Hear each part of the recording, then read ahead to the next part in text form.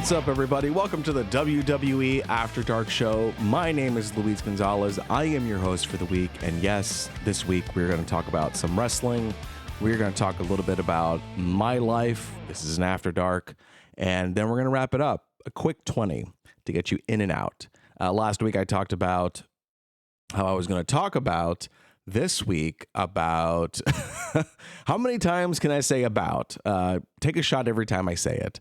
No, I'm going to talk about the handicap match between Stone Cold Steve Austin and him versus Undertaker and Kane for the WWF Championship at the pay-per-view match Breakdown in 1998. I said I was going to do that last week. Things were crazy last week. And again, you know, life finds a way to keep you busy. I'll tell you that right now. This week we had to take my cat to the dentist. We had to remove some teeth because if you didn't know it, when cats get older, sometimes they reabsorb into themselves or something. And this is like a phenomenon that they don't know why. Basically, like the body eats its own teeth and causes issues and problems. So we had to take out a couple teeth. And if you're asking, can they eat dry food with no teeth? Yes, they can, surprisingly. I had a cat that we removed all of their teeth and they could still eat dry food fine. But this cat, we didn't remove all of his teeth. He still has some of his teeth. So this week we just spent a lot of time taking care of him, staying with him. We didn't go out anywhere. Not that I could afford going out these days, but we stayed home. And which means I stayed home with my wife. Wonderful, beautiful time. Which also means I didn't have any time to watch WWE stuff as much as I wanted to. I watched SmackDown. I did watch Raw. And, there was also a new Alien Earth TV show that I wanted to watch. We're reviewing that for my other podcast, Punch Drunk Nerd. And that was last night. And so I was like, I gotta watch Raw. I gotta watch 2 episodes of Alien Earth, which is 2 hours. Plus, I've been meaning to watch this movie, Weapons. It's a horror movie in theaters. When am I going to see it? I do not know. So many movies I want to see that I haven't been able to see. I just feel like I don't know what's going on with that. And what's making it even worse is like I'm trying to sleep more.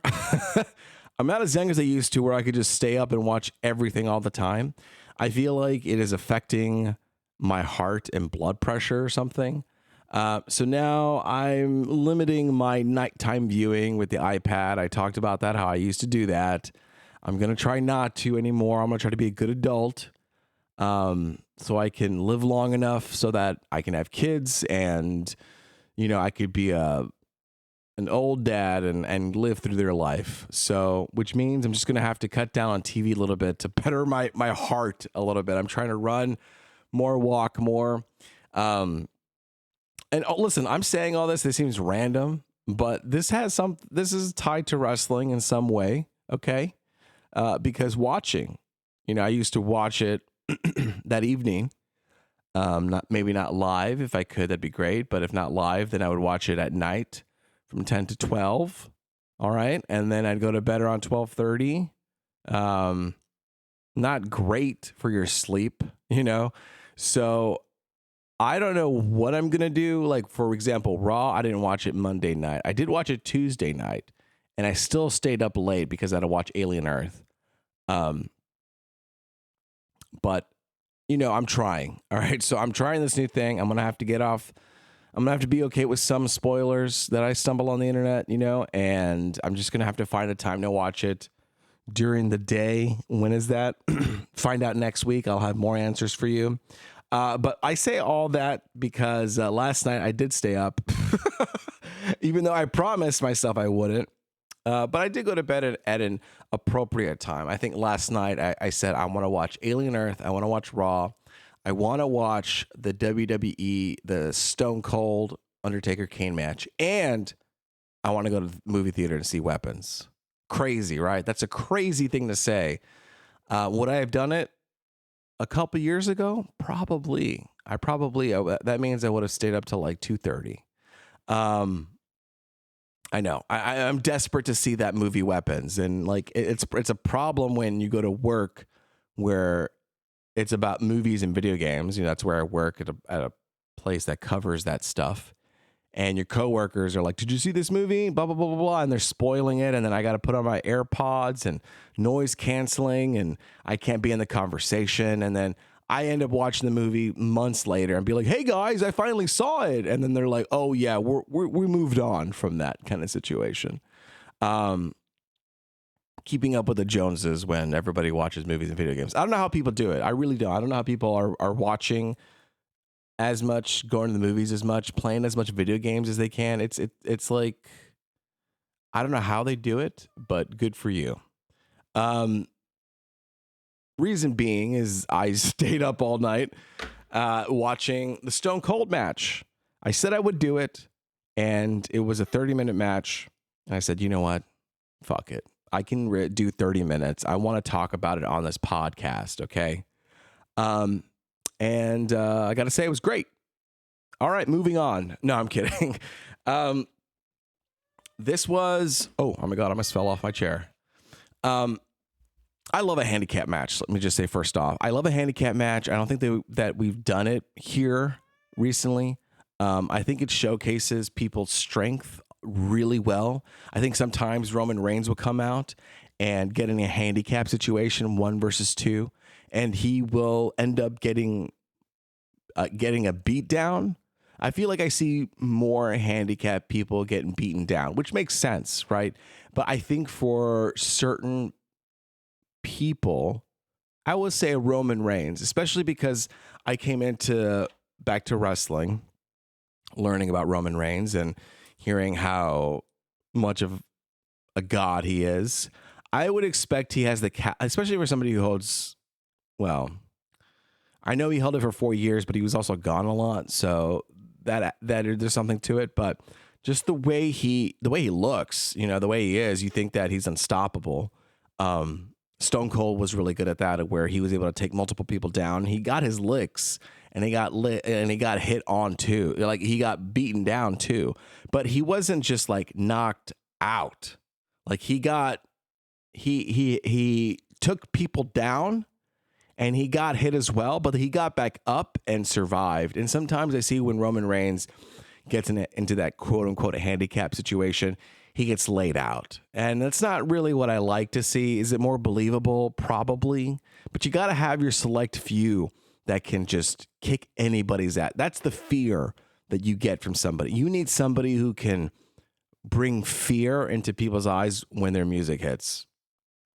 Relentlessness, strength, power. And that's what I'm missing sometimes with somebody to be like, when you thought of Stone Cold, you were like, this man will do everything he can to win and to never give up and to not stop. I guess sometimes Cody can be like that, but I feel like Roman especially. So I don't know. When he came out the other night, I think a couple of weeks ago, and he got big pop, but then he got laid out. And it's like, well, what are we doing here? Anyway, all that to say is I love these handicap matches because it showcases the strength of Stone Cold. It's obviously the Undertaker and Kane, who those two could get in their own handicap match and dominate. So you have like the 3 most dominating people in that time going at each other. How does he do it? You know, is there even a chance? And throughout this match, you do get a feeling of like, I think maybe you could do it. Like, it seems like and it starts off great where you have Kane come out separately, and then Undertaker's music comes out. He slowly comes out, and not even before he hits the walkway or the runway, out of the darkness, Stone Cold Steve Austin comes with the chair and bangs him on the head, incapacitates him, takes him out of the game. Boom, knocks him out. He runs towards the ring. I don't know if he gets a hit on Kane with the chair. Maybe he does. He gets there, and he starts whopping on Kane. And it's like, all right, I've taken out the Undertaker. I'm going for Kane. He pins him down. Very early pin. Very unlikely that he would get the win right there, because I feel like you got to really beat these people down. And at the beginning, there's just a back and forth between, all right, I'm beating down Kane. I push him aside. He's recovering. Here comes Undertaker. I'm taking him now. He's recovering. Back and forth, until it just becomes overwhelming and reality sets in. And I'm fine with that. I think it's good storytelling where you at least get to see him kick ass for a bit to dominate. You don't want it to be a one-sided fight. The fight breaks out outside the ring, near the walkway, runway, whatever. And I love that. I always love it when that happens here. It feels like it's needed. Stone Cold starts choking Kane with the cords. Undertaker starts choking Stone Cold with the cords. I love this stuff. You really got to get nasty with it. And they do. And as the match progresses, and it starts to turn in their favor, Undertaker and Kane Undertaker pins Stone Cold and Kane pulls them off. Because in this match, Undertaker is not allowed to pin Kane and Kane is not allowed to pin Undertaker. They can only pin Stone Cold. So that's why it's a handicap match, is because, I mean, yes, it's three people in the ring, but they can't pin each other. Only Stone Cold. So as Undertaker pins him, Kane pulls him off, and then they start having a tiff. And then after halfway through the match, they start going at it. And you're like, okay, now this is heating up, because it gives Stone Cold a chance to breathe and to quote unquote, as they say in the gaming community, third party one of the players, as Undertaker and Kane are going at it, and then one of them gets knocked out, and there's one left standing, then, he'll third party him, is what they say in the gaming stuff. So he'll jump him, and then you see, oh, hey, there's a chance, because Undertaker just weakened Kane, and Kane has pushed Undertaker out, and so here comes Stone Cold, stunning him. Boom, this is the win, and Undertaker pulls him out. And there's a sense of, you believe that it could happen. And if you don't want to find out what happens, then fast forward a couple seconds. But Stone Cold, unfortunately, loses. There's a double choke slam between Undertaker and Kane. Slam. And who wins? They both Undertaker and Kane lay on top of Stone Cold. And Stone Cold loses. But who wins? We don't know. We don't know at the end of this pay-per-view match. Vince McMahon takes the belt, runs away with it, and takes it like as if he owns it, and as if he won it. And really, in the story, he did win it. He's been trying to take the belt out away from Stone Cold for so long because he wasn't being a good champion. So, that's what happens. And now we are entering into a storyline. Well, we're entering into Raw, where I can actually watch it on Netflix. Remember when they said Raw would move to Netflix? All those old Raw episodes would move to Netflix. Nope. We are here for how many months? And not all the episodes are on Netflix yet. It's crazy. So I've been watching the other episodes, in a creative way, I'll say. I've creatively been watching them. They're not great quality, but I've been watching them, and they're good enough, and it's fine, totally. But now I can go to Netflix for the follow-up to this pay-per-view match breakdown. So good. So good to finally get to just watch it like that. And it seems like the next few Raw episodes are going to be on Netflix. I couldn't help myself. It was late at night, yes, but I had to see what happened on Raw. They were going to answer right away. You can always depend on that. And in the 90s, and Vince McMahon comes out with the belt, and you still don't know who the champion is, and he's taunting him, and he's saying all these things, and Anyway, I didn't finish the episode. I just wanted to watch the first few minutes to see what was going on, the tone of it all. And I do a little Reddit search about the episode because I kind of spoiled myself. I kind of wanted to know a little bit. I was tired, but I wanted to know before this podcast. And it seems like the next 4 episodes, which I think the next 4 episodes are on Netflix following this pay-per-view, are supposed to be bangers. And so that's what I'm excited about. I'm like, oh, great. Awesome. I feel like I can't wait to watch, these peak moments happening, because now we are also, when does SmackDown come out? Let's see. SmackDown first episode. Oh, 99. Okay. 1999. Never mind. So we'll have to wait. But I'm just waiting for that to kick off. I still haven't seen really any of the McMahon kids come out. And that's going to create more storylines. I can't wait for what the corporation ministry, what is that? Is that what it's called? I'm Googling corporate ministry. 1999. Okay. So we're working our way. We're in September. We're working our way. We're going to get there somehow. The seeds of that have been laid. So it's very exciting. Very cool. I like it. I always like Undertaker Kane matches and Stone Cold. It's like, come on, they're always going to be great.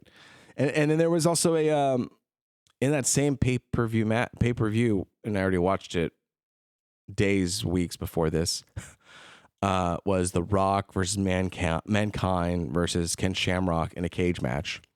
Another great match. So yeah, that's my review or my experience of the this handicap match. A few of the things before we close out, just lingering thoughts. One, these pay-per-view matches, the monitors and the setup and the entrances are so tiny. They're so tiny. Like, you go to a Raw and SmackDown, they're big, they're huge.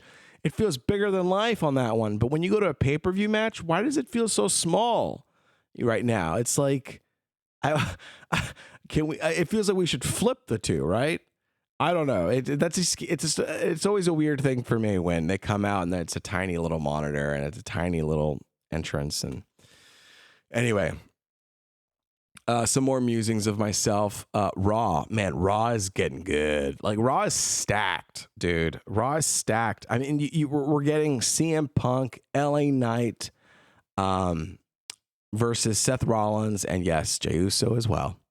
But it's like, dude, I mean, I wanted LA Knight to move to Raw because I wanted him to get a chance to get that championship. I feel like CM Punk was on SmackDown for a bit. I could be wrong. But now CM Punk is here. And so it's like, well, when is LA Knight going to get a chance to hold a belt? And then Seth freaking Rollins is here. So he's holding the belt for a bit. Gunther just dropped the belt. Jey Uso is here. And then we have rising stars, Braun Breaker and Bronson Reed, who do have a couple years, I think, at least a year or so, at least till they get their belts. I mean, it seems like CM Punk has to be next in line to get that belt, but LA Knight should also get that belt too. It seems like it's frustrating as an LA Knight fan, to not have him get the belt. I feel like if he got more wins under him, he can be an unstoppable force too, if they just story-wise give that to him. He's someone who will still trash talk someone even if he lost. He'll be like, yeah, I lost that match. Okay, well, whatever, but I'm coming at you. And it's like, I like that. It's unfortunate that he does, but it's just, and I'm not even talking about the women's. The women's side is even crazier. Like, you got Naomi, who's the champion. And then you have Io, who's trying to get it back. Of course, you have Rhea, who's always going to be around. And then you have Liv Morgan, who is out but will come back. she will have a storyline with, Judgment Day and maybe getting her tag team titles back with Raquel. So that could distract her or keep her at bay.